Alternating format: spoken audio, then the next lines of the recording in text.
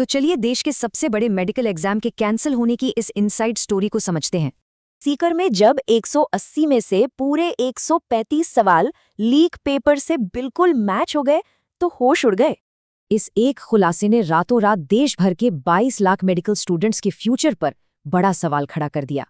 हैरानी की बात देखिए, एग्जाम डे से कई दिन पहले ही ये पेपर अलग अलग स्टेट्स तक पहुंच चुका था। सोर्सेस कहते हैं इस पूरी धांधली की शुरुआत महाराष्ट्र के नासिक की एक ऑथराइज्ड प्रिंटिंग प्रेस से हुई थी। एजेंसी से बचने के लिए इन लोगों ने पोर्टेबल एचडी स्कैनर्स और शैडो सर्वर्स जैसी हाईटेक ट्रिक्स का यूज किया। अब ये देखिए, जैसे जैसे पेपर नए शहरों में पहुंचा, इसकी कीमत कैसे लाखों में तेजी से बढ़ती चली गई। किसी को शक ना हो इसलिए 135 असली सवालों को 410 सवालों के एक फर्जी गेस पेपर में छिपा दिया। कहा जाता है कि राजस्थान के 2 भाइयों ने इस पेपर को पूरे 30 लाख रुपए में खरीदा था।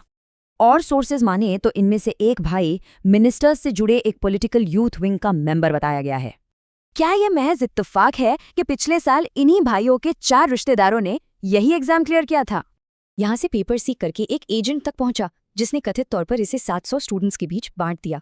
स्टेट इन्वेस्टिगेटर्स और टेस्टिंग एजेंसी की शुरुआती बातों में काफी बड़ा विरोधाभास था। दोनों अलग अलग कहानियां बता रहे थे। सेंट्रल इंटेलिजेंस के आने से पहले लोकल पुलिस ने शुरुआती शिकायतों को सिर्फ एक अफवाह मानकर टाल दिया था। आखिर में पक्के सबूतों के चलते एग्जाम पूरी तरह रद्द करना पड़ा और मामला सीबीआई को सौंपा गया। सिस्टम की इस नाकामी का सबसे बड़ा असर स्टूडेंट्स पर पड़ा है। उनका स्ट्रेस और मेंटल एग्जॉशन बहुत ज्यादा है। इसीलिए एक बात तो क्लियर है, कभी भी ऐसे अनप्रेडिक्टेबल सिस्टम के भरोसे ना रहें। हमेशा एक प्लान बी रखें। सिर्फ एक एग्जाम पर डिपेंड रहने की जगह डेटा साइंस या यूआई डिजाइन जैसे नए और जबरदस्त ऑप्शंस एक्सप्लोर करें।